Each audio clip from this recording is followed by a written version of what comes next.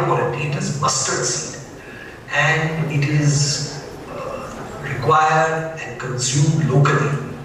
But low erosic rapeseed oil, which is what canola oil, which is what the world trades, if it goes to a discount to soybean oil, once again, it may not, because there are problems on rapeseed production in Ukraine, but if it does, then India will be there to buy small quantities of that, and once again this year. Let us look at soybeans. The outlook for soybean production in North America in 2022 has improved. Improved compared to 1 month ago, not overall. Corn and wheat outlook is still more bullish, and corn will be the first choice of farmers in terms of acreage. But corn is an expensive crop to grow because of the high cost of fertilizer and the wet spring that we have seen in the United States. So in that case, corn plantings may not come up to expectation, and farmers may then switch to soybeans on the leftover acreage. So I don't rate the chances of big crops in the United States very high for this year. The forecasts for growing weather are also not great. In my opinion, the relief in the soybean field will only come if we have big bumper crops in South America, which will be planted in late 2022 and harvested in early 23. I have already spoken a little bit about sunseed, and the Black Sea sunseed belt is unfortunately now a conflict zone, so we cannot expect much from there. But we should carry forward stocks of sunflower seed into the new season because exports are blocked right now. And there will be a wall of sunseed and sun oil to come out of Ukraine once hostilities cease and once the infrastructure, the ports begin to operate once again. It will take time, but it has to come. And that will alleviate the smaller crop that we expect to be harvested in August, September this year because of the low plantings. Two other countries that one needs to talk about whenever we discuss price or in the current year. World food demand normally grows at 3 million tons annually. 2021 grew by less than 2 million tons, and I feel 21-22 will also grow by only 1.5 million tons because of very high prices. So the net effect is that world demand increases by 2.5 million tons last year and this year. Now let us look at the incremental supply-demand summary, which is how we assess the situation. And here there are some assumptions. 21-22, you can see that I expect total supply to go up by 1.5 million tons and total demand to go up by 2.5 million tons. So there is a deficit of 1 million tons. Last year, there was a deficit of 2 million tons. Now, the reason why I have kept the deficit down to 1 million tons for the current year is that I have assumed that the amount of sun oil available in the market will be the same as last year. It was actually going to be more because the crops are better. But sun oil is blocked, it is jammed. So there are stocks or supplies of sun oil which are available or which are there, which are present, but which are not available to the consumer. They are not for sale. Ukrainian sun oil is blocked. Russian sun oil, half of it is blocked. So that is why I have put that asterisk. And even though I estimate that total supply of world vegetable oils is going to increase by 1.5 million tons, it all depends upon the Black Sea blockade. It may not increase at all, and the deficit for the world may be much larger, could be 2.5 million tons. I am keeping my fingers crossed, and I feel that slowly more and more sun oil will start seeping through either by land or by export of sunseed by land and crushing in Romania, Bulgaria, Turkey, etc. And eventually, when the war finishes, because I don't think this war can continue for more than a month or 2 months. Both sides are taking huge losses. So good sense has got to prevail, and a settlement has got to be reached. We hope and pray that a settlement takes place and that trade begins once again in earnest. Having seen the world SMEs, as I said, until normalcy returns, Black Sea sun oil exports of at least 500,000 tons need to be replaced. They are blocked. Supplies of oilseed and oil in Ukraine and Russia distort the SMEs because they are not available for consumption and volatility is going to be very high.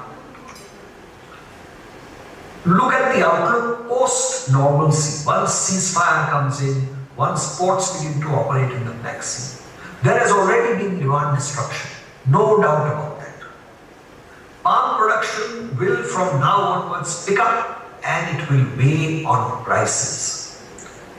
Prices can fall sharply once the Indonesian ban is relaxed. We saw prices fall sharply on Thursday and Friday of this week, or last week as you may say, based on the fact that everyone knows that the Indonesian ban will be relaxed at some stage. And remember, interest rates are going to rise, production picks up, stocks are unfrozen. These are all relatively bearish factors. I expect that the BMV third month should decline to 5,000 ringgits by June and eventually to 4,000 by September. I am not more bearish. I think 4,000 will be a good support in the market and I will explain why. I think India will have to consider reinstating import duties. This present plan of the government to remove the cess or to reduce the cess is a wrong step. It's a retrograde step. They should not do it. And by September, they should reinstate import duties to protect India's farmers. India has been badly hurt by the actions of Indonesia, and India and Indonesia need to talk to each other to avoid these misunderstandings again. And the world economic slowdown will weigh on prices. Energy self-sufficiency will be the new mantra in 2022. Depending on Brent crude, biodiesel production and demand will remain strong. And that is why I feel that the biodiesel part will be a big support to veg oil prices. And as a result, veg oil prices will not decline. Palm will not decline below 4,000 ringgits. If it does, it's out of anyone's hands. But I don't think it will. On lauric oils, they are much more linked to economic growth rather than edible demand. And prices should begin to drop from now onwards to around 1,200 to 1,500 CIF Rotterdam. And coconut oil has already regained its premium to palm kernel oil, and that will continue. So, finally, my friends, it's been a great pleasure being with you, talking about market outlook. The big gorilla is the Fed, and the Fed holds center stage. The two focus areas for the short term are Indonesia and Ukraine. And we hope and pray that both will normalize as quickly as possible, particularly Ukraine, because a lot of human misery is being undergone. Inflation is going to be a big problem, and that means that as the months go by,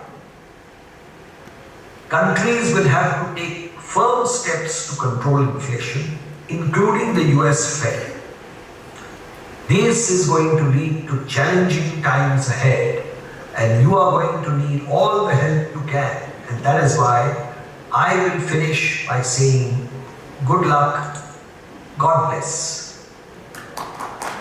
Thank you, Mr. Dorab, Mistry. A big round of applause. Thank you. And can we have a special moment? That's it. A big round of applause again to Mr. Dorab, Mistry, Director, Godrej International, who could not make it here, but we're so happy with his presentations. Ladies and gentlemen, before lunch, I have a very special announcement to make.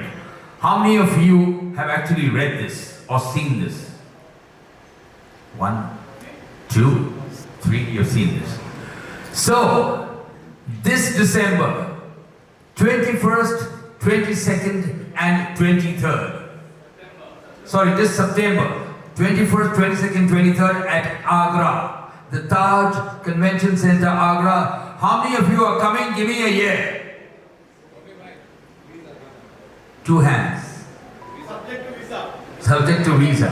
So I want to again tell you, this is going to be one of the biggest and the best Globoil India 2022 in its 25th year at the Taj Convention Center in Agra, 25th, 21st, 22nd, 23rd September. Now it doesn't end there. We have another great event in December on the 16th of 17th in Goa. How many of you are going to be in Goa in December? This side? Novotel Resort Donna Silvia in Goa. So two big events. The main event, Globoil, in this 25th year is going to be in Agra at the Taj Convention Center, 21st, 22nd and 23rd of September. And the concluding event will be in December 16th and 17th in Goa at the Novotel Donna Silvia. Give me a yeah if you're going to come. Give me a yeah quickly. Super. Okay, now let me hear a big round of applause for all of you present here today. On behalf of Globoil, Teflas and the Solvent Extractors Association of India, my name is Romy Furtado and I was so happy Kerala State to give me this opportunity to host the event. Thank you so very much. Atul Bhai, yes sir. What about Dubai next year? That's what we are going to do. We are going to have Dubai next year and at a brand new event. I'm just discussing that after this with Kerala State. We are going to look at that hotel. Okay, Atul Bhai, would you come up to just say a thank you to everyone for a second, please? Bharat Bhai and Sandeep Bhai, please come. You're the big three. Come on, just here, give a bow, say a thank you, get a picture. Without Kailash, you cannot do. So Kailash, please come. Thank you. This is going to be a personal invitation. With some of the doyens of the edible oil industry, where they're going to invite you in September to Agra and in December to Goa. Thank you.